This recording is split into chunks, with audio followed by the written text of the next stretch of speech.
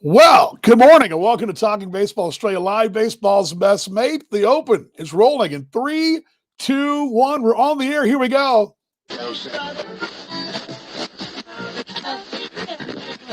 It's Talking Baseball Australia. It's baseball updates you'll really love. The MLB and ABL news you want. With Paul Morgan and Dan Vaughn. It's baseball's best mate all year round. From the batter's box to the mound. And with that, we're glad you're here. I'm going to go ahead and open up the guest line right away. I'm going to jump right into it because I got not just myself, Dan Vaughn, my broadcast partner, Paul Morgan. He's right there. And we're going to Adelaide. We're going to the city of Churches to our dear mate, a guy that we've come to know over the years, Phil Herden. And first off, gentlemen, good morning to you in the beautiful country of Australia. Yes, I got a good bit of the country covered today, DV, with Phil over in South Australia, me over in Western Australia. Beautiful blue skies here. Phil, how is it in Adelaide today? Yeah, look, it's mid-January. Usually we're sitting under the air conditioning in 40-degree or century Fahrenheit temperatures. 23 and pleasant today, even a little bit on the cool side. Bring your hoodie to the ballpark, which is good conditions for the players. They're going to need it because, boy, oh boy, are they in for an intense week. We are into day 2 of a 7-day festival of baseball, which teams are going to be playing anywhere between 8 to 10 games over that period. We're going to find out if too much baseball is never enough. Never enough. On the lineup card today, of course, you see Phil on the screen. And joining Paul and I, we're going to talk about the Adelaide Hub, and we're going to look at back at last night, and then we'll also scatter shoot once we let Phil go. Paul and I will do our normal scatter shooting, our hot ABL opinions as always. We're glad you're here. We'll take your questions and comments as well. Fire those off. We got the screen open. We'll get those answers for you as well. First off, let's just go with the fact the Hub's going. I think that's a good sign. Phil, you're on the ground there. It took a couple days to get going. It seemed like we kind of been waiting forever to get this thing going, but is the excitement what Paul and I have talked about? We seem to get a lot of excitement. It seems like folks are fired up for the Adelaide Hub. Oh, absolutely. And it's been a full-on week already. There was a team of about 30 Tuesday, Wednesday, just to update the stadium with all the signage and the merchandise and the 1,001 things that you got to put ready to put games on. And then the Army turned up yesterday, and away we went. The COVID-safe plan to 1,000 in the ground at any time, which just over 1,000 over the course of both games yesterday, about 750 at the late game. So, and that, one of the very few places in the world baseball. Yeah, no doubt. looked a little cool. Like you mentioned, we're talking off the air, and Paul and I were talking about this overnight as well, that I saw hoodies, like a lot of long sleeves in the audience last night, or yesterday afternoon, or even. It was, twilight, whatever. But is that seasonal for you folks? I mean, I seem to remember going to Adelaide in my 2 trips there that you need some sleeves at night, but not necessarily in the afternoon. Was it unseasonably cool for the game last night?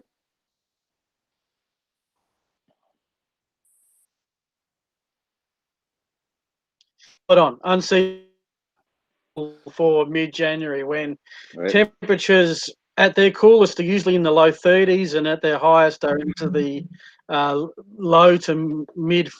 And in many ways, that's a blessing. We got plenty of day games with these games live into the States, and you wouldn't want to have too many of those played in the dry 40-degree heat that we can get here. So that worry for organisers has passed. No sign of any COVID issues as yet. We're underway. That we can get. Then we look beyond to see how is this season going to end? It's like a TV. How are we going to the finale and find a champion this year? Just don't sneeze. Don't sneeze. We'll be okay. No sneezing. Partner, you take it away there, bud.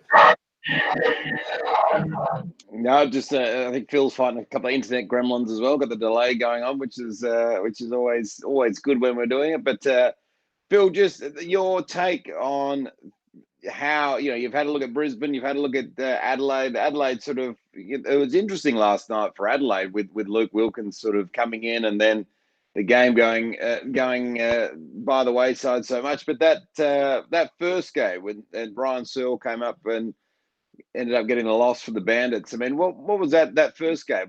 How did you rate the Giants in that one? I think it's fair to say that in these double dips, pretty hard for the team to win both. We've seen that in all the hubs now. But what was the difference between Adelaide in game 1 and game 2?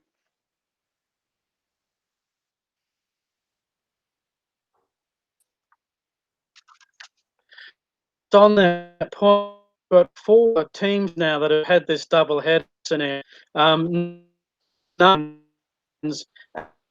Adelaide did manage to split their series. Perth went 0-2 in theirs. Brisbane went, and it's had to play the double.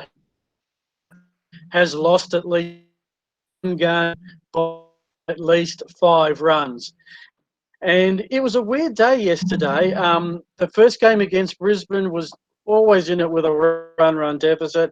I can't believe the number of offs that Adelaide is at the moment, which is pretty much unheard of. And then they've already had 2. And then unusual. Hour at the Yeah, most. I'll tell you what. I think we're going to Sometimes do. even 45 minutes. It's a quick turnaround. Yeah. 4 hours team cut break, and Perth. Well, I'll tell you what we'll do, Paul. Let's do this. The beauty thing about Perth was just their absolute there we go. games. When he's Run outs. Between Sauce Lopez. Hey Phil, let me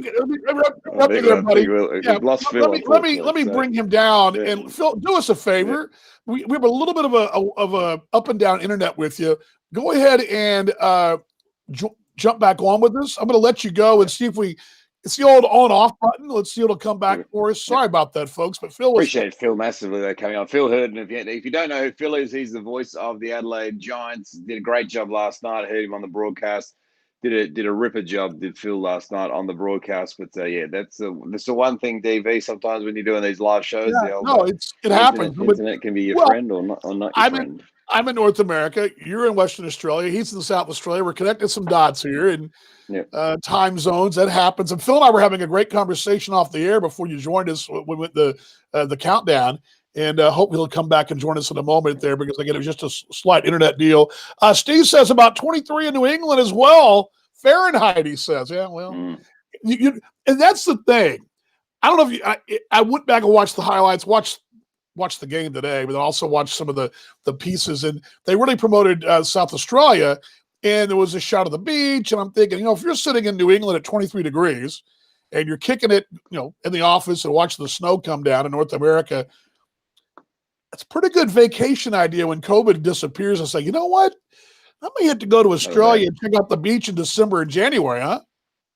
Well, it's not a bad option at all. It's one of those things. It's always funny watching an NFL game, especially those snow games, and you're sitting out there and you just got back from the beach or something like that, and you're sitting there watching those guys go about in the snow. It's always fun. But look, minus 23 is 23 is probably minus 10-ish in Celsius, and minus 5, 10-ish in Celsius. So a little cool, remember it well, and it's not fun. But how about it up in New England though? Interesting. Talk to Steve. I mean, what would the feelings be up there with Brady and Tom? I mean, I know we're talking baseball, talking NFL for a minute. I wonder what their feeling is with Tom Brady, the Bucks, and whatnot. It'd be interesting.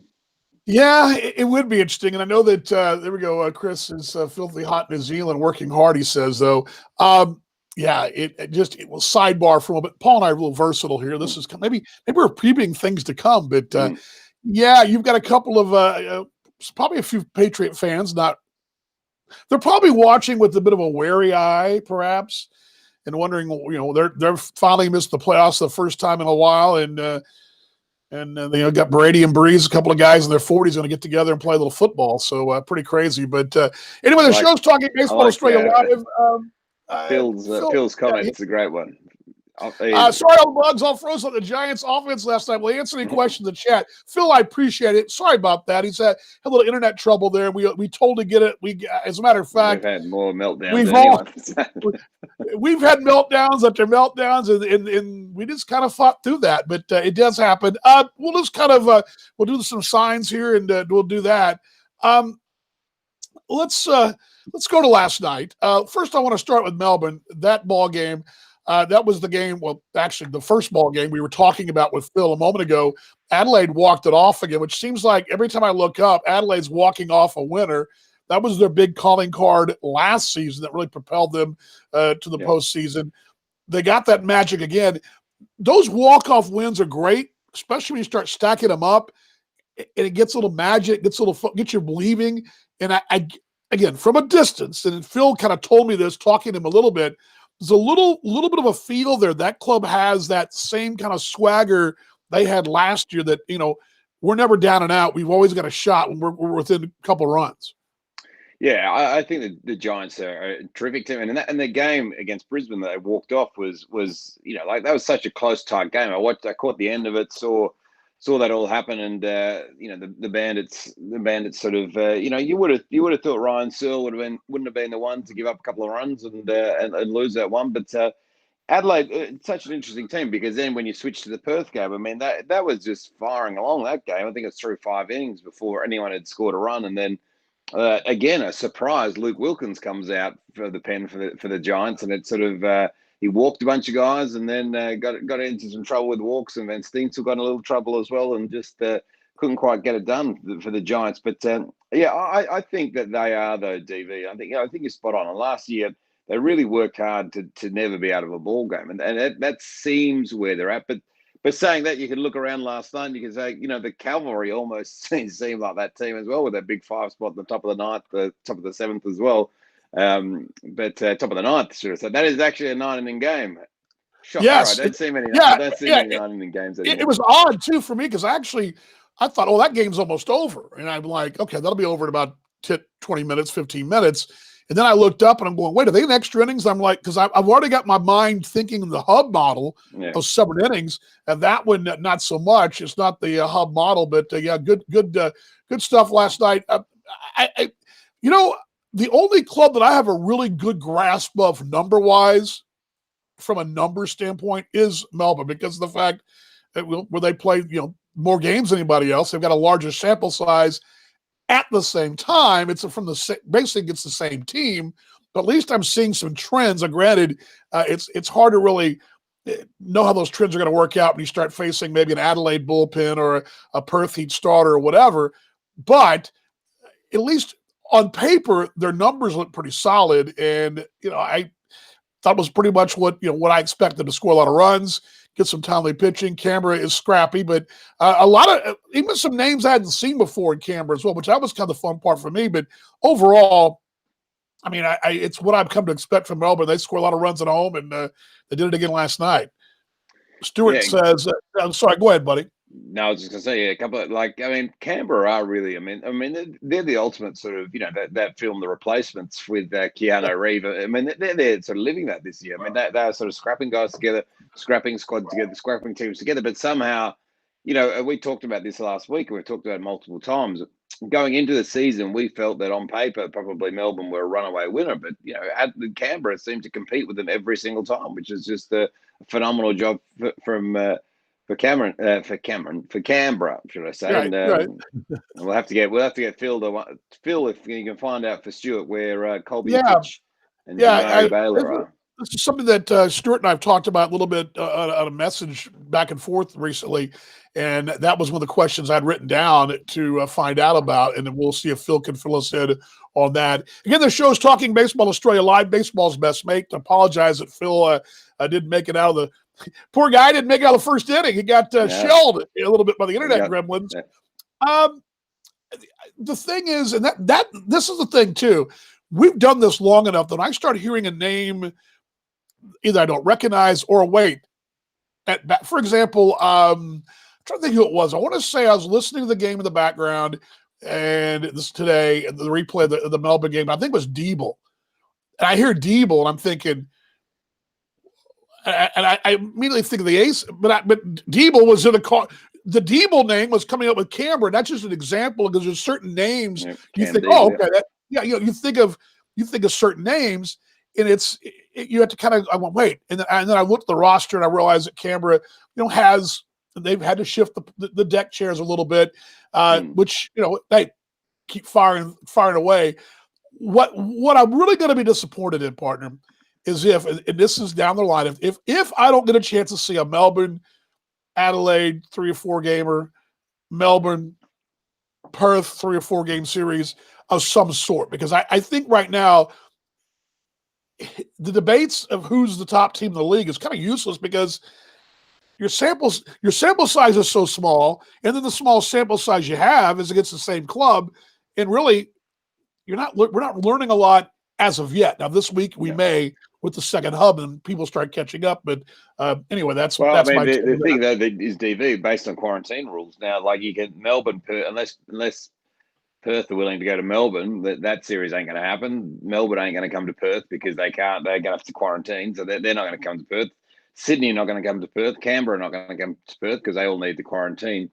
So you've got at the moment, I think, a situation which is going to take a really interesting turn, DV, because from all reports, Brisbane want to go back to Brisbane after this series in Adelaide and play some games up in Brisbane.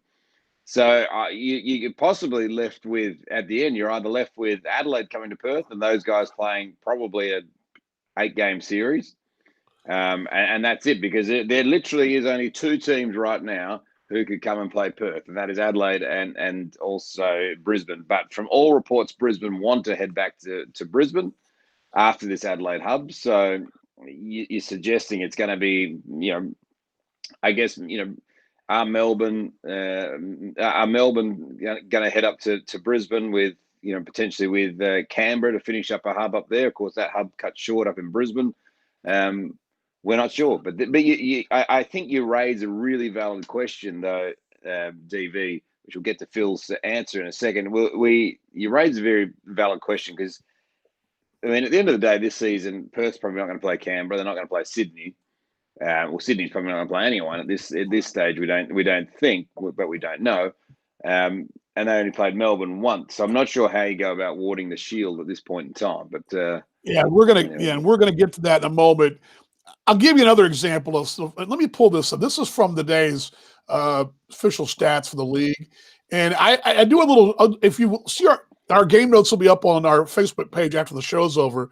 But I do a little box in our game notes. It's basically it's the Heat versus whoever they're playing, and it basically what is it ranks you the first week of the season. I just leave last year's numbers because you're not going to put 1,000 for batting average leading the league. That's ridiculous. But you get 6 or 7 games, and I start to kind of rank the teams in the different categories: average, on-base percentage, strikeouts, home runs, things like that, right? Well, it's a little deceiving because there are some stats that are starting to, like ERA, for example, starting to shake out a bit. But you've also got some, like Sydney's first in a couple of categories and lowest in a couple of categories, which would put them first in that category, like fewest walks because they hadn't played any games. So it's kind of bizarre when I'm typing these things in today. I'm going, wait, how is, and that's one of the drawbacks too. So which leads me to the second part of my whole thing. And that's where I began to think. So I shot off a couple of emails to some sources, and we always got a few sources around here. We'll get back to Phil's comment in a moment here on Baseball's Best Mate, but I have not been able to get a clear read.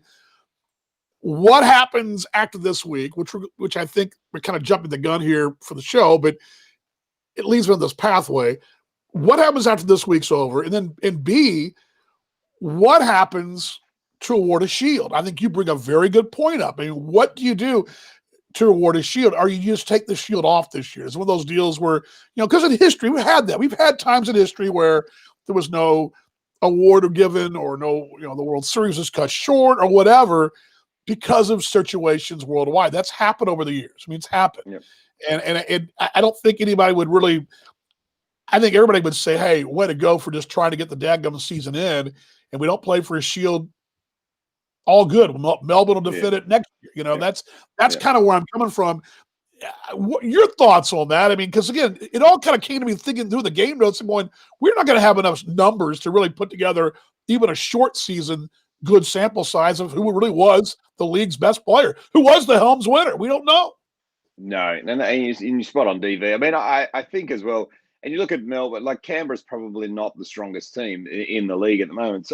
So Melbourne are a very good team, but are their numbers changed slightly because they're playing Canberra so much? Maybe, maybe not. But you're right, and I think that this is where I think we need now. It's the 15th of January. I think there's probably 2.5 weeks. Well, typically there's 3 weeks left until it's all sort of over.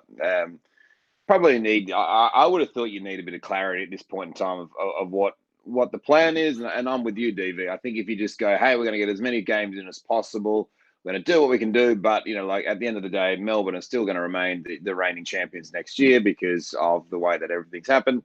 Then fair enough, and I think, but I do think we're at the point, DV, and we do need a little clarity. I know the Heat are planning on hosting games again here on that weekend commencing the 22nd, or the Friday commencing the 22nd. Yes.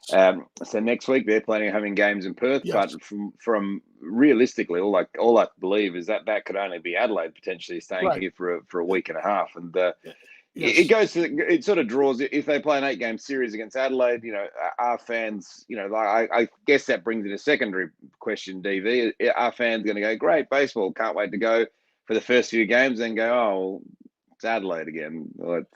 Yeah. I often reference the American Association during these conversations with my work in Kansas City. By the way, something scattershooting on that back in the show, but there was a situation in 2017 where a barnstorming team was thrust into the fixture at the very last moment, like 2 weeks out, and everybody's schedule kind of shifted around, but it worked.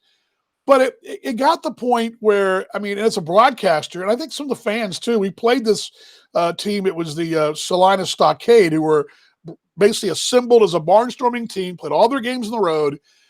And I think Kansas City played them, I want to say like 14 times, 16 times, something along those lines. And it got to a point where you were kind of like, because here's the deal. We kept beating up on that team. They were not American Association quality. And I'm not saying that's going to happen with Adelaide and Perth, but the example is it got to the point where about the fifth game we played them, players, fans, everybody was kind of like, oh, here we go. We're going to go through them. And you caught yourself kind of lowering your guard, letting your guard down. You had to guard against that. You don't want to have that happen. Now, the Adelaide Perth playing 8 in a row would be great, but what are they playing for? And I guess what you got to hope for, it's not a situation where you got maybe only half the Adelaide team travels and you got Adelaide JV versus the Perth, frontliners. And then by game 3 or 4, you're just playing to watch baseball. I guess that's where I'm coming from to a degree, but let's get caught up in these questions. And I too. agree with I agree with Chris saying Claxton Shield should be a non-starter this season. Ethan as well. I agree with him saying it's more important about throw innings and take at bats than it is to win at this point. But I think still at the same time, I think the time has come that you kind of need to know. Look, and if it's not the Claxton Shield, for example, if it's just maybe they're inventing a new, maybe it's the Graham Lloyd Cup or the Nielsen. The Nielsen Jelks Cup or something like that. The Liam Hendricks Cup after his big contract, because he could probably buy the league. He could pay it. He could buy the trophy. Yeah, you buy the trophy and probably hand out, trophies to everybody. Phil says that Fitch named the 24-man roster, but yet to play in the field. He's a catcher. And then Monroe and Edwards, he mentioned behind the dish. Jamari Baylor, he didn't know anything about the Baylor situation. Stuart, you and I talked about that. I thought Baylor was definitely going to be penciled in to be atop that card. And Stuart does add that Baylor, let's see here, quickly here, Baylor is a Phillies player announcement. Yes. I was in the impression. I believe Jamari Baylor is a second-round pick. Is that right, or is he first round? He's a top draft. He's a guy who hadn't played a lot. He's one of those kids that was drafted and then played a short sample size during the shortened season after he was drafted. And then the next year would have been his first full season playing in short season. He didn't get a chance to play because of COVID. So he's a guy that's real raw, and I thought he was going to get – he's not alone. A lot of prospects are like that. But Baylor, part of that Phillies contingent, and I don't third know. Round pick, DV. Third round. Yeah, third round. I know it's second or third, but still, that's a guy, young guy you want to throw out there and get some experience. And those at bats are pretty important. Looked I've seen from Mitch Edwards, still a lot of development to do, but he's decent at tools, good rifle behind the plate. Let's see here. Trish says, damn, I love the show. Appreciate it. Just happy to see some baseball, get caught up here. We'll get back to the topics at hand here. Be fair, all their clubs have kept. Yes, I think the Shield thing is kind of. I don't think anyone's going to be upset about that. I mean, are you're watching us out there worldwide, and you're a fan of the Australian Baseball League, and you may follow whoever you follow. Yeah. Are you going to be mad if Cam Vale comes out and says, you know what, there's no Claxton Shield this year? We're going to table it. We're going to give it. We're going to have a champion, but it's the. But are you going to be upset about that? Could be the Team Spencer Cup, even DV for the team. I love that. I love that. The team with the most wins. The team with the most wins this year wins the Team Spencer Cup, and next year they have to play in the Team Spencer hat. They get maybe they get the Team Spencer logo on their jersey for the season. That's what the champion gets, or something like that. I think you're onto something. Rick Steven, did you hear that? If you're watching us, that is what there is no better idea than this show's had this year. We've had a lot of great ideas. That is the best idea I've heard. There's no reason Claxton Shield goes away. Let's honor Team Spencer, which has been a very big part of Australian baseball, and let's do the Team Spencer Cup. I love it. Team Spencer Cup. We're gonna lobby for it. We'll see what we can do. We'll see if we've got any pull at all, which is unlikely. But Team Spencer Cup, that's what we want to get. So the team that ends up with the best winning record, as long as they play, I guess, more than X amount of games. You can't play one. You can't play two. I mean, you got to play at least a series, and it'd probably be all right. So the Claxton Shield's a non-starter for the season. Yes, let's see here. Chris adds as well. I'm sorry, Ethan adds. Sorry about that, Ethan. I think this year's loss, when it comes to stats, important to try to fit as many games as you. Yes. I don't think and that's the thing. These game notes are kind of thin, and I was thinking about that today. The numbers don't matter necessarily. You're not going to say, okay, prospect hit 400 in the ABL this year. Yeah, only played 6 games, but the kid was, I don't know, 4 of 12 or 4 of 10 with runners in scoring position and 2 outs. Things like that, or moving runner. The kid moved runners 3 different times. Those are kind of things with at bats in ball game situations you want to see. So maybe you'd have a little different look than you normally would. And I think go ahead. I was just going to say, I think what would be great, and we're talking about Adelaide's affiliation with the Phillies, or Perth with Tampa Bay or whoever. I think what would be great is guys who go back to the US after playing here, getting as many of that bats, they start the season off pretty well, because I think that'll be a nice little tip of the cap to the ABL as well. That it's well and truly worth it. So Chris is on board with the Team Spencer Cup there. I love it. I love it, partner. You did. That's a great thing. This is Baseball's Best Mate. We're talking Baseball Australia Live. Paul Morgan, Dan Vaughn with you, talking on a Friday morning in Australia and the evening and Thursday in Central Time Zone in North America. Well, really across North America, it's evening time. Last night, let's say Adelaide had the walk-off, and then they played the doubleheader. Now, the doubleheader is a challenge. Yep. Now, yes, it's not a doubleheader against the same team, but it's still playing two games in the same day, basically what's called an old school twilight doubleheader. Back in the old days, prior to lights, or really the advent of lights, they'd play an early game, take a break, and then they'd come back, and kind of like the cricket takes the tea break, they'd take a little 5-hour break, come back and play a dusk game. And prior to lights coming out, they'd play about 10 a.m. and go and play two games and get them both in. But so this is an old adage, and playing two is always challenging against the same team. It's been interesting to see how that worked. It didn't work out well for Perth. They had the heartbreaking loss with Unsworth got the start, and they got knocked around against Brisbane. But last night, Adelaide got the split, and what was a really good game. I mean, as far as, and you talked about pitching a while ago, I oftentimes, and it's funny because Phil Herndon just said when we were off the air, he said, just go to the sixth inning and you've been fine, which is true. All the runs came in the sixth inning, but I really loved the first 3-4 innings because it was like this: boom, boom, boom. Yep. 3 in a row. Oh, here's an error. Then here comes 11 retired in a row. Strikeout, ground ball. A lot of, and they were playing. It was a real good pace to it. Granted, no runs were scored. There was a lot of really quick action, and the game flew along. That first 5 innings, pretty daggum good baseball without any runs scored, mate. It was actually quite funny because I was out broadcasting the juniors so in the absence of the Junior National League tournament. There's a tournament out here at the moment for the 16s and 18s, and I think the 18s games, I think the Heat game started at 5 o'clock here. The 18s game started at 4 o'clock, so an hour beforehand. And that game dragged a bit, but then, at one point, both games were in the sixth inning, and one had an hour head start. So, I mean, that Giants Heat game was just flying along, absolutely flying along until it stopped a little bit. But yeah, I loved it. I actually really thought and I've watched a lot of games. I've really enjoyed the pace and just how good the pitching's been this year, DV. I think the pitching's really started to take shape because we've seen so much good pitching so far in this ABL season. Yeah, the Heat last night, beautiful sunset there in Adelaide. We've seen that a time or two, but yeah, the Heat pitching stat's been phenomenal. The big righty for the Pirates farmhand was phenomenal last night. And Bo Sulzer, I can speak there, but I'm stuttering like a crazy man. But phenomenal stuff. First pitch strikes. It's.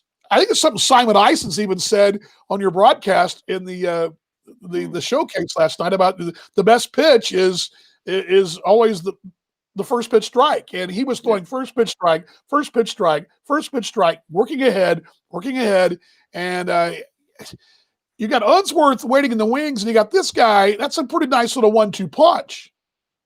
100%, and then you got Warwick Sorpold who pitched Saturday as well. So you've got Salsa.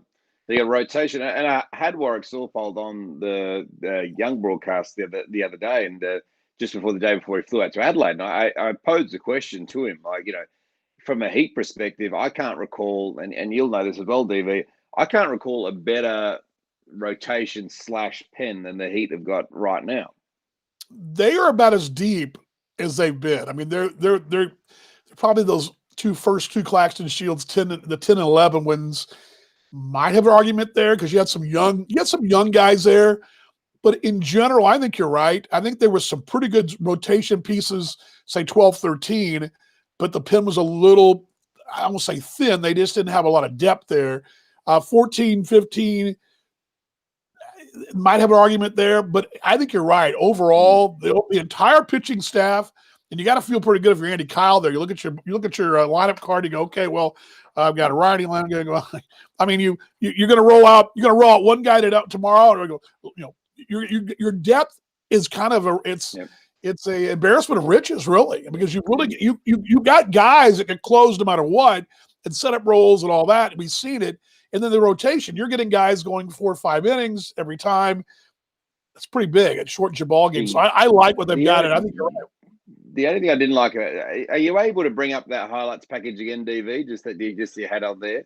Which one do you want? There you go. The Heat Giants. Because the only thing I didn't like about the game is you've got the sunset on there. So hold on, let me pull it back here. Let me. Which one are you looking for here? Just the game, just the highlights is right of the Adelaide. Now we got the sunset again, but that's all right. We're all good. Beautiful. The two teams, because I didn't watch this. I most of the time did not have the game on volume. But do you think the uniforms could have been slightly different? Watching it on the big screen, yes. They had two guys. Both were wearing dark jerseys. That was a little. You look at that shot there. You look at that shirt there. They just looked. I just think they looked. It looked from the screen I was looking at. It looked very. It just looked a little too same for me. But that was. I would like to see, especially in a showcase game like that. I'm with you. I'd like to see in that showcase game like that. At least one of the teams in a all white. Yeah. Just from a colors perspective to make the thing pop. I think both of them having dark jerseys looked a little. Doubleheader game 2 on a Sunday, I mean, it kind of looked like not a game that was, that was your showcase game of the day. Again, I'm a big uniform guy. I don't want to do I want to go down this rabbit hole, partner, or do I want to go this rabbit hole? Okay. In general, I'm not a huge fan of the league uniforms in general. I am more of a fan of, and I can pull them out of my closet here, of what the Heat wore. I don't know. I'm using the Heat as an example, but 3-4 years ago, the sewn on Perth with the backing, with the red and the white backing. Love the caps. Cap looked good. The jersey looks good. I would like to see a little white perhaps popping out of the red. Yeah. For Adelaide, same thing. I love the old bite logo they used to have. I love that. But I think maybe even perhaps, I don't know what they have in their arsenal, in their equipment room, but even an off-color jersey, instead of both wearing a black and a blue, maybe one of them has a red or something, just to change it up. But in general, I'm a big uniform guy. I like the classics. But one of the things, as a broadcaster, it makes it very difficult when you're looking. Now, granted, if you know who's playing the outfield, it doesn't make a difference. Yeah. But if you see a guy come on deck and you can't tell the number because it's all one, there's nothing to make it stand out. That's my concern. Yeah. I think, and that's not just a Perth thing. That is an ABL thing. And I think that's just because they've gone with a thinner material, and I get it. But I personally would like to see a little more pop on a showcase game. I'm probably nitpicking there, but. Critical? We talk about it all the time because you and I have lots of conversations around growing the game of baseball and how the casual fan has to turn into a fan, and like, to be fair, we do it sometimes if you're broadcasting and you're just glancing out at the infield sometimes, and those guys in similar colors, if there's runner on second and third, all of a sudden you kind of like you're adjusting your vision to kind of who's the third baseman, who's the shortstop, who's the second, it's not, I think for, again, the casual fan, you just want to have a bit more clarity. But I love Chris's comment as well around the Indigenous jerseys that Canberra had. I mean, Canberra this year, in my view, lead the league by a country mile. And I probably should take Canberra and Auckland off the list of, because I mean, again, and I'm probably being a little too baseball purist here, or whatever, uniform czar, whatever to call me, but I just want to see them pop, and I guess because you and I both love the looks, maybe that's it. I'm using Perth I love the black top. I think it looks good. I love it because no one else is wearing it. I mean, that style, but with the cursive Perth but with a little white backing would have made that thing pop. And I didn't like having both those two clubs with the dark. If I'm Adelaide, I like to add an alternate color. I use a great example. Sioux Falls, the American Association, is the Canaries. Canary yellow is their color. Their primary uniforms are usually going to be gray, traveling gray, home white with a blue and yellow, canary yellow with it. But they once in a while break out these alternate jerseys. They're bright ass canary yellow, and they are like bright. It's like neon bright yellow. They're not that, but it's canary yellow. And it looks great with the right cap. They have these cool caps that come with blue caps with it. And they don't wear them every time, but they're big games, big Friday night fireworks. They're wearing those yellow jerseys. Also helps increase merch because that's a good looking jersey they don't wear all the time. And I just throw that out there. It's kind of where I'm coming from. But let's see here. I like the Cavs that Indigenous jerseys. Those are really cool. More last night. I also last night in the ball game that we remiss if I didn't say this, but now the league doesn't give you this. They didn't give this to the Heat, but Jacob Lopez pitched 2 strong innings and got nothing to show for it. But I gave him a hold anyway because he came in, the lead was already established. He doesn't get a save. He didn't fall into the save category. He needed one more inning of that, the way he pitched, and the game was a 5-0 ball game. If the game would have been a less than 3-run ball, 3 runs or less, he got out of save, but he was a 5-0 lead. He gets a hold in my book, and I want to throw that out there for you guys. Is that a stat you guys care about? I think that's a big deal because he doesn't get anything in the stat line. Lopez comes out. I believe they made one error behind him. They raced it with a double play ball, and I'll show you that in a moment. But he gets nothing but goose eggs, which is great. But I think there should be a reward there for a guy who comes in. When starter comes out, you have a lead. Your guy comes in, he holds the game, 6th and 7th inning, no damage done except for the error. He gets nothing to show. He's got to get a hold there, but they don't give him a hold statistically, which I think is ridiculous. He has to get a hold there. Why don't they? Have we ever got to the bottom as to why they don't give holds? They give a situation. Let me give you the one from, I guess it would have been the night, the last week in Brisbane, game 1. The Heat won that game 5-3. What was it? Something like that. Okay, I'll pull it up for you because I got the boxes right here. The Heat won that game. Let's see here. 5-1. I'm sorry. 5-1. They did give a hold in that ball game because they didn't. I'm sorry, they didn't give a hold. Nate Gherkin worked an inning and 2/3. He didn't get a hold. I'm trying to figure the one they did get a hold. One of the games they did, and in general, they only give a hold when there's a save situation behind it. Does that make sense? So let's say you're up 3-1. You go to the 7th, and Daniel Schmidt works the 7th, and then Gherkin comes in the 8th, and then you got your whoever comes in and closes, whatever you want to work it. Your closer comes in, closer gets the save, Gherkin gets a hold, and then Schmidt doesn't get anything, but at least somebody gets a hold. In this situation last night, because the game wasn't a save situation, there was no hold situation, which I find that bizarre because if Lopez comes in last night and makes a mess of things, he gets a loss, but he's not rewarded for success. And that's my problem. So in my game notes, you're going to see this on our Facebook page following the show. I put in there a hold. I credit him with the hold because I think last night, when a guy comes in and retires everybody he faces, got to be rewarded for something. I mean, it was back on the 26th of December, Melbourne versus Canberra. It was 8-4 game. Canberra won. Yeah, that's it. Luke Leftwich got the hold. That's it. Okay. I was going through the different. I had Adelaide and Perth day by days up, and I got. But here's the funny part, though, DV. You get a hold and get a loss as well, but yes, you can. You can. So you got a hold and a loss, but he got a hold with in 1/3 innings of work, gave up 2 earned runs and an ERA for 54 for that game. So it's just, I think you're right. You've got to reward. You've got to reward guys who like Lopez who put on obviously some great stats, DV. Yeah, I just again I don't think. One of the things and I was glad to see the league put this out. If you saw the league Twitter page, they have the highlight reels they do, the offense for the Melbourne game and a great play or whatever. And they had a really nice little thing on the Heat offense and the Heat starting and all that deal.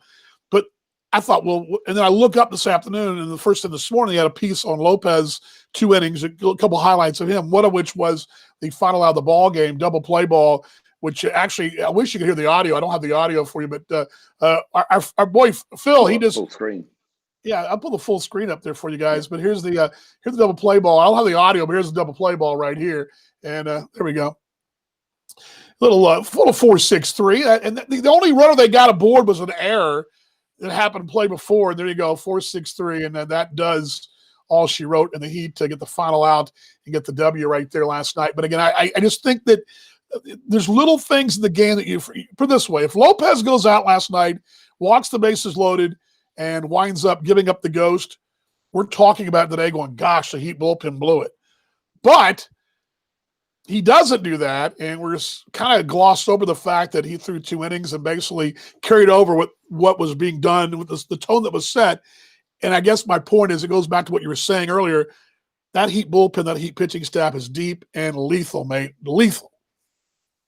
Yeah, it is 100%. And Stuart also brings up a good point about the change in rules for 7-inning matches. I mean, is that got anything to do with that all DV? Does like how do you class a quality start now in a 7-inning game? Do you still have to toss 5 to get a quality start in your book, or? Well, quality starts always 6 innings in the books, 3 earned runs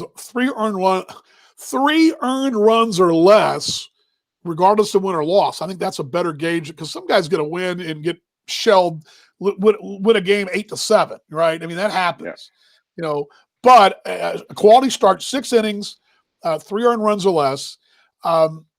We haven't had any. I think there's only been 2 quality starts in the league so far. Three, I believe. He haven't had one. I don't believe Adelaide's had one either. I believe it's just been Melbourne that's had the 2. And I think Canberra had one. I had to go back and look. But anyway, the win last night, 5 innings is going to get you a win. Now, there is some debate on this. Now, in a doubleheader, traditional doubleheader, 7-7, the starter can get the win going 4 if the scorekeeper deems it that's the guy. Because sometimes you have a 7-inning doubleheader and starter goes 4 innings, it's 1-0, they'd fall behind, and then of course the bullpen gets the win. That happens all the time. But maybe a 0-0 ball game through 4, your starter leaves, and you get the run in the 5th inning. Oftentimes the scorekeeper will revert back that 4th inning, even though technically that's not the way it works. Usually it's the pitcher of record after 5, but a doubleheaders, 7 innings, I believe the scorekeeper can have that leeway. I don't know if the ABL pushes that, but as far as I know, Stuart, the 7-inning thing, it doesn't change anything in the ABL, but I know the American Association, it does sometimes. But last night, starter goes 5, get the win, get the lead, the top of the 6th, and he's still the pitcher of record. So till you put a new pitcher in that next half inning, pitcher of record is still your starter. So a wire hold's not recognized. Bob, I don't know. The league does keep the league stats go through Major League Baseball's stat apparatus, which is advanced media. They do keep track of holds, but I don't know why last night there was not a hold given, except for the only reason I can think of is because there was no save situation. That's why. But yeah, most leagues do. The American Association doesn't. I keep track of holds for our team in Kansas City because I think it's a pretty big stat. But 5 for the win, yes and no. That's a question I got to find out. I believe, Stuart, again, the American Association, if you get the win, then the scorekeeper going to reward you the win after 4 if you score in the 5th inning. Now, normally you got to go 5, but I don't know if the ABL does it like that or not. That's an interesting question, because I believe, actually, you know what? I can look that up, because the Heat have had a couple games where the starter. Yeah, that's right. 3 in. Yeah. So the Unsworth game. Unsworth didn't get a decision. Anyway, but partner, I know we're up against the clock for you. do you want to give any final thoughts before I, because I kind of wrap this thing up here in a moment. I'll got a couple more things to get to. I think. First off, Look, I'm gonna give you go ahead. I got one more question I was for you. just Go going ahead. to say my final thoughts more around like I'd love to see this week a bit more transparency about what's happening in the next week or so. Again, is it going to the team Spencer Cup? Let's get behind it. That's what we want to. We want to have someone. We want someone to have some silverware and maybe some batting titles and whatnot. But I don't believe they should be the current awards. But I think more so, DV. It's just I think it's really time to get that transparency going because it's just it seems to be a bit lacking at the moment. But that's my final thoughts. But and also, I don't think anyone can win a double header. Can they? Maybe, maybe not. You talk two. No, I'm saying, is anyone going to win a double in terms of will Brisbane win both games today? Will Perth win both games Saturday? I don't know if it's possible. Yeah, it's tough. It's tough the way these lineups are constructed and it's tough right now. Quickly scatter shoot with you before I let you go. Liam Hendricks, we called it. We basically said 54 million was probably going to be about that spot. Yep. He got what we talked about. I got to pull the tape for you to break next week. But thoughts on the south side for Liam? Go ahead. Yeah, look, it's actually funny, DV, because I'm so stoked for Liam Hendricks. I'm so stoked that he got paid. I love the deal for him. I'm wrapped with him, but for some reason I don't like the White Sox, and I've never liked the White Sox, I actually have no plausible reason. In fact, I don't like any Chicago sport teams, and I really don't know why, because I actually quite like Chicago as a city. The only thing I've been racking my brain all week to think about why I cannot stand the Chicago Blackhawks in the NHL. Chicago Bears, they're here nor there. The Bulls, I think, and I pulled it back to, I think it's a time because growing up I was a Magic Johnson fan. I think everyone was a Michael Jordan fan. I was a Magic Johnson fan, so maybe I'm a little towards. I don't like the Cubs either, but the White Sox, I was just like, part of me was like, oh, it's so awesome. Love that for Liam. Then I was like, ugh, the White Sox. And I like Cleveland, obviously, in that Central Division. But to be fair, I think he's made a really good decision, Liam Hendricks. So I think the White Sox are on the rise. He'll have some good opportunities there. I mean, outside of the Twins, I don't think there's really any competition for them in that American League Central, the White Sox, and he should go pretty well. But there's $70 million Australian is what his deal's worth for 3 years, which is pretty happy with that. So it's but yeah, it's such an awesome story and such an awesome just such a great journey for him. And Bob loves the Cubs and the White Sox, but I don't know why, DV. I don't know how you feel about those Illinois sports teams. I will get to that in a moment, but I want to give you two little quick items to let you go. Number two, great nights in the West the last couple of days. I listened. I was this morning doing my morning workout at 5 till 6 in the morning, listening to you and Simon doing the Rays showcase. Give the fans that are watching us worldwide a quick, behind the scenes or really a quick update on what that is. That's a really great event that they're doing out in the West, and it was great stuff on the air.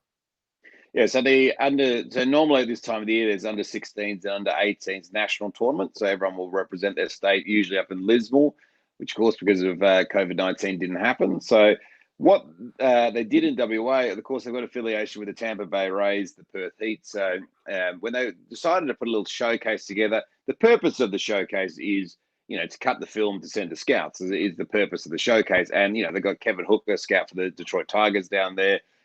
Jason Hewitt's there. I'm not sure if he's still a scout for the Reds or not, but so the purpose is that. So when they put it together, they sort of said to the Tampa Bay Rays, like we're going to cut 4 teams. We're going to cut the sides into 4 teams. Do you think maybe this is something you guys could get behind as well? Which the Rays went to their legal team and did all this and said, how about you have 4 teams? The Port Charlotte one team is the Port Charlotte Stone Crabs, one team's the Durham Bulls, one team's the Montgomery Biscuits, and one team is the Bowling Green Hot Rods. So the kiddos are out there right now. They're in their Bowling Green Hot Rods kits. Of course, as everyone tells you on the broadcast, Port Charlotte's no longer affiliated with Tampa Bay. So, anyway, it's but they look great. The kits look great. Mike at Garment Exchange has done a great job. The kids are out there. And it's an opportunity for them. And last night, under lights, the 15-year-olds got a chance to sort of play. Like sort of friends and family only there. But again, they got the broadcast. They get to see the center field camera, the red lights on. They got to experience. So for them, it's they've missed out on the 16s and the 18s.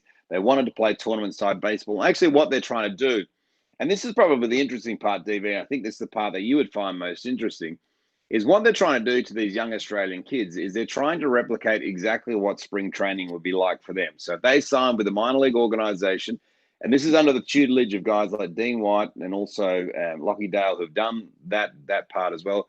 So they get to the ballpark at 7:30, which we would do in spring training. They have breakfast together like spring training, do their weight session, their on-field, the massage, their lunch together, all the way up to 6 o'clock, and then go home, shower, and go home.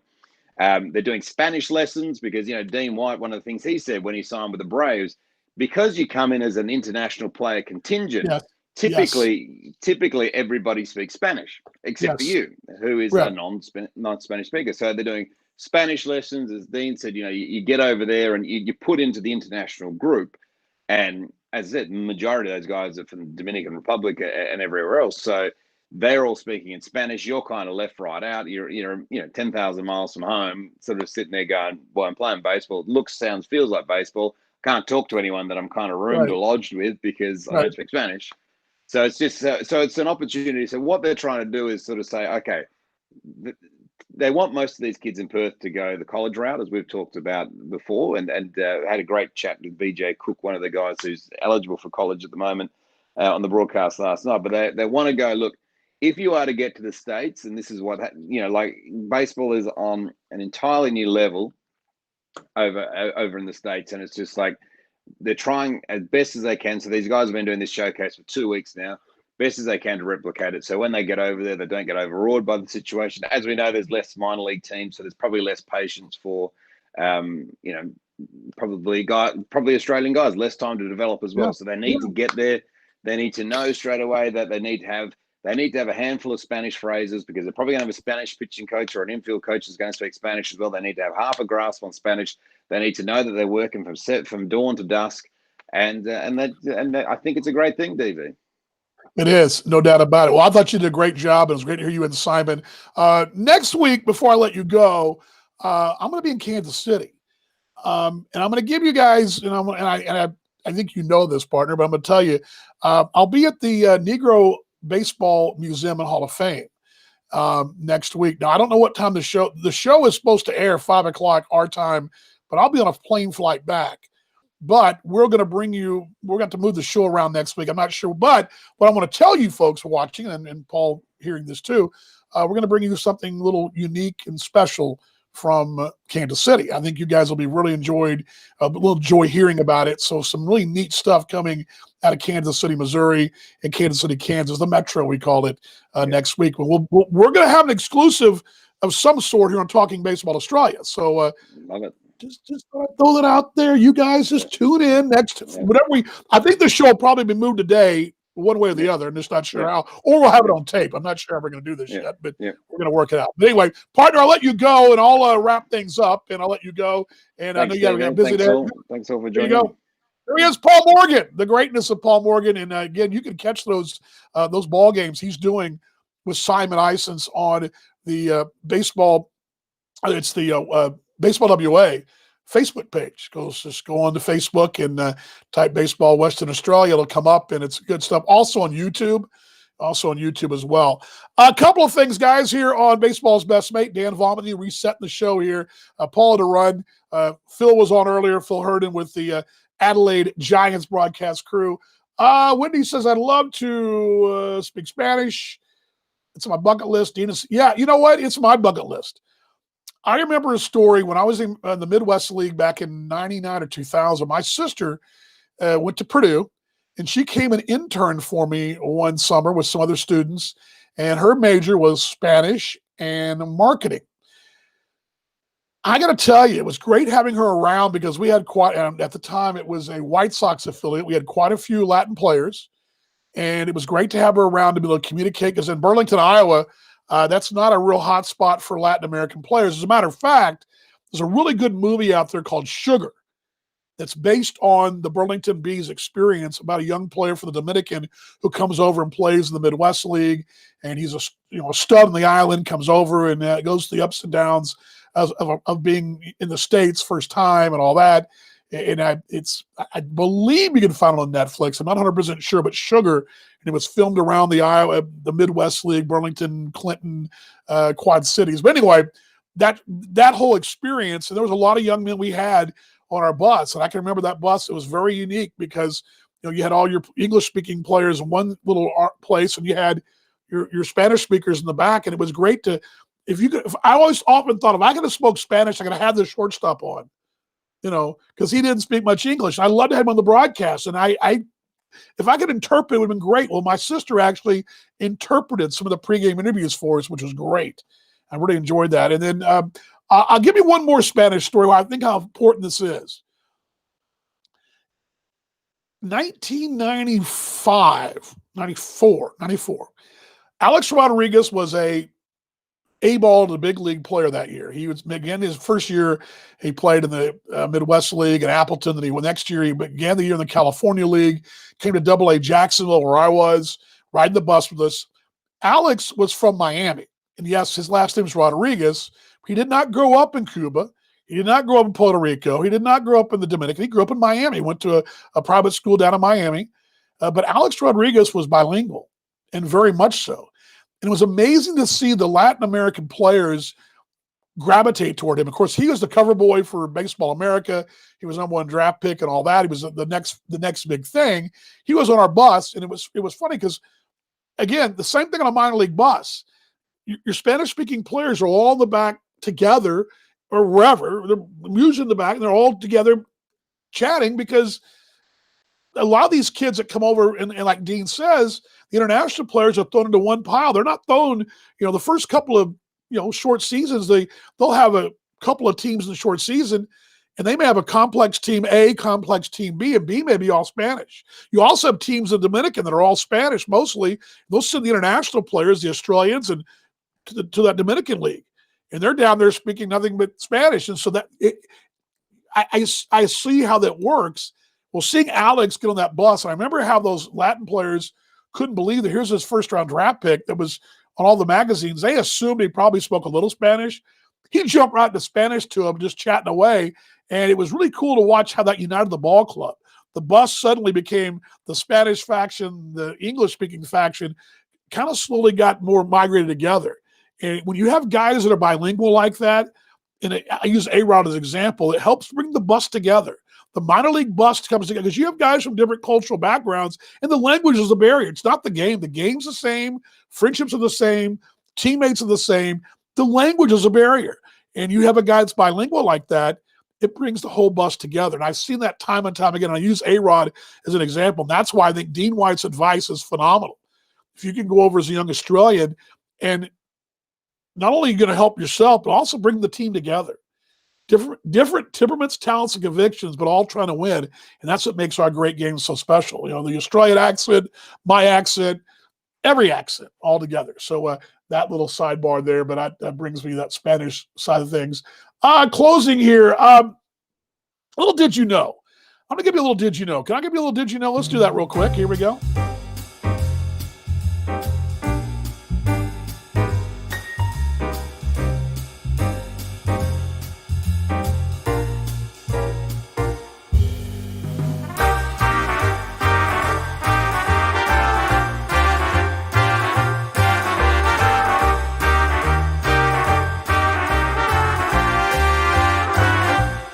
There we go. All right. I'll bring that down. We were talking about Liam Hendriks a moment ago, Chris. Now Liam is going to be with the White Sox. We're talking about that. And this is actually, I wrote all this down. It's in our game notes from 2 days ago, or from the 14th. So if you go to our Facebook link, go down below this show, and there's a link to the game notes. And this is all in there. I did a little deep research on Liam Hendriks. And I've always saw Liam, former Heater, played for the Heat. And I went back and did some research and realized development of a prospect. There was that point in a career where a guy kind of either becomes from suspect to prospect, or maybe it's more or less they're a prospect. Are they a suspect or are they a future star? And he was a prospect. He was at a crossroads. International free agent signee, had some really decent success early, but really blossomed prior to his 2010 season in the ABL. And it basically, his 2010 season in A-ball and AA, actually A-ball, 2 A-ball stops, propelled him to the big leagues the next year. And I was looking at this, and I don't know if you guys knew this, but I did not. And this is kind of a little bit obscure, but here's the situation for the making a prospect, I call it in our game notes, those seasons when a player can have a turning point. And in 2010, Liam Hendriks had 2 stops, Midwest League in Beloit with the Twins, and their high A club down in the Florida State League at that time was Fort Myers. He had a phenomenal start. He would go 8-4 combined that year, a 1.74 earned run average, and 108 2/3 innings, 105 strikeouts. He got off to such a rocking start at Beloit. I'm going to pull this up here a little quickly so I can see it a little better here. And for the 2010 season, he had a whip of a 0.837. He got off to an incredible start at Beloit. He didn't allow a run his first 17 innings that year. Over 3 starts, only 2 earned runs his first 28 innings. That got him a promotion. So the minor league season opened in April, first week of April. By May 7th, a month in 2010, Liam was at high A in the Florida State League. And down there, he won his first 2 starts, gave up 4 earned runs in 13 innings, a couple of quality starts there. His next 10 starts, he would toss 4 quality starts. Only twice in 12 starts in the Florida State League did he not make it past the 5th. Think about that. He got you at least the 5th, and only twice he did not make it past the 5th. Pretty impressive right there. Let's see here. 4 earned runs in 13 innings of the pair of quality starts in that little stretch. His first 2 starts anyway. First 2 starts, 4 earned in 13. But his June numbers, he had a 1.30 in June of 2010 in 34 innings of work. He'd go to the disabled list. And I think this is the reason why he probably didn't open the year in the big league. Well, gets at the big leagues probably say first month of the season, because what you usually do when a guy goes to big league camp, they don't keep him in the big league roster right away, but he would have probably been there when that first opportunity was 2 weeks in or 14 days in. Probably would have been there. He got shut down basically for a month and a half, better part of 2 months, and he came back the very tail end of the season, and he had 2 disabled list stints. He'd come back after that June where he went 1.30 in 34 innings. He came off the DL in August. He has last 16 2/3, gave up 4 earned with a 2.22, just kind of getting back in shape again. He'd opened the 2011 season because of that situation where he was on the disabled list twice. He opened the 2011 season at AA, New Britain, making the AAA late in the summer, going to the big leagues where he would eventually make his debut against, did you know, Liam Hendriks made his debut against his future team, Chicago White Sox, September 6, 2011. Did you know that? I didn't know that. So doing some research here, the things I learned about Liam's turnaround season really that made him a stud, made him a frontline prospect was 2010 where he dominated A-ball. The injury probably slowed him from being the big league roster the next April, but he got the AA assignment, rocked and rolled in AA and AAA to the tune of a 3.36 and 12-6 record and 139 and a third in the big leagues, and winds up in 2011 as a 22-year-old making the big leagues there against his future team, those Chicago White Sox. And a little did you know, the making of a prospect, we're calling it right there, of Liam Hendriks in 2010.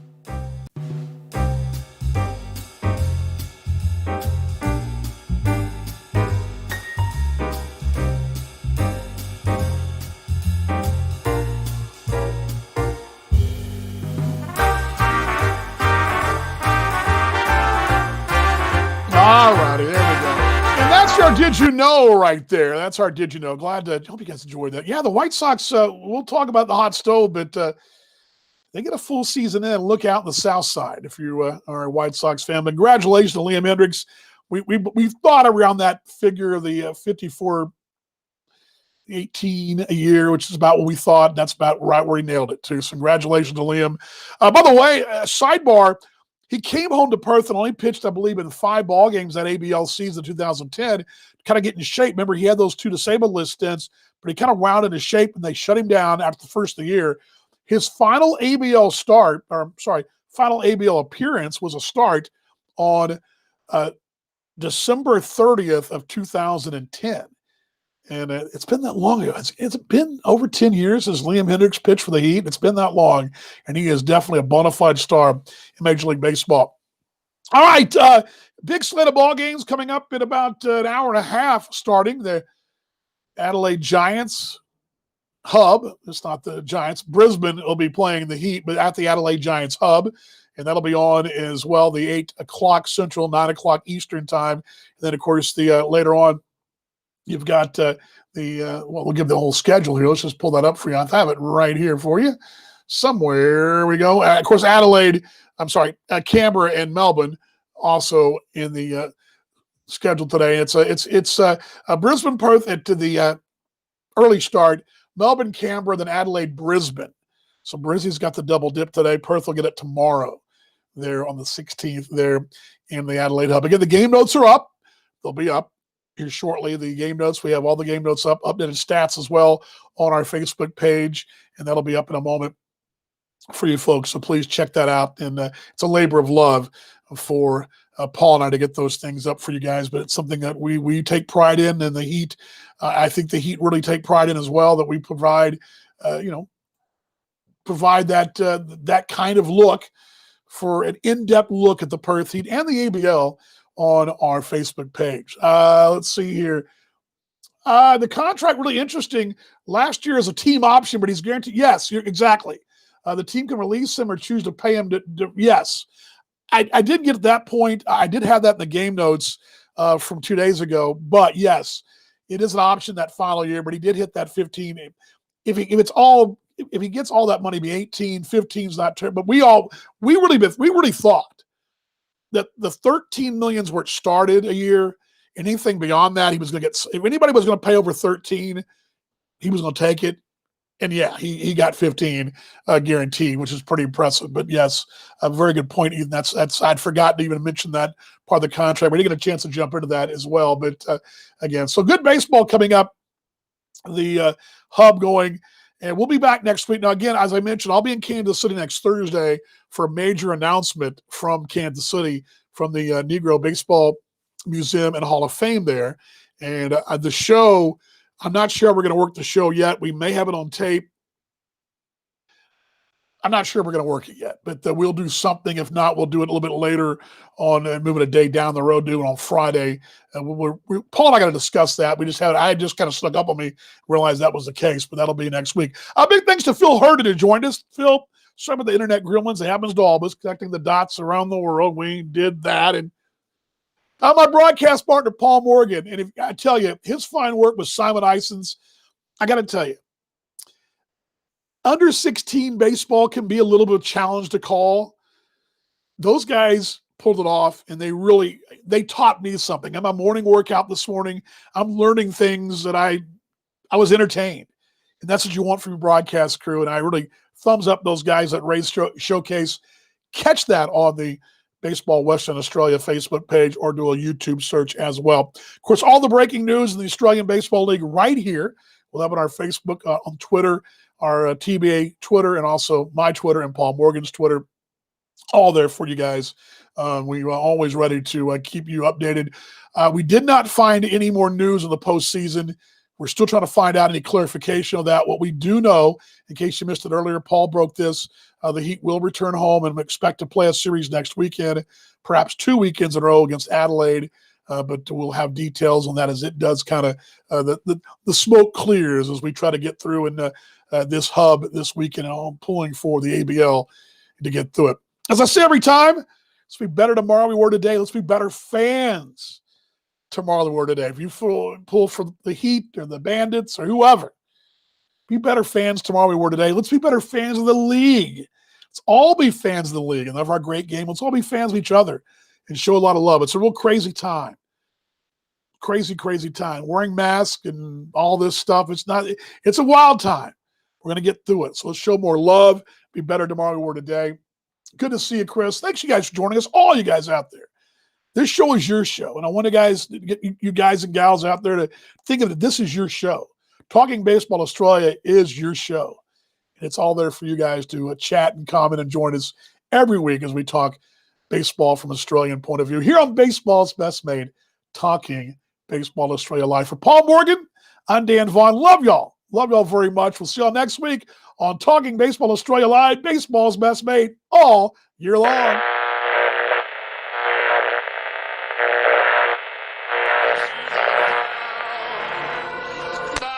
Some peanuts and cracker jacks. I don't care if I ever get back for its fruit.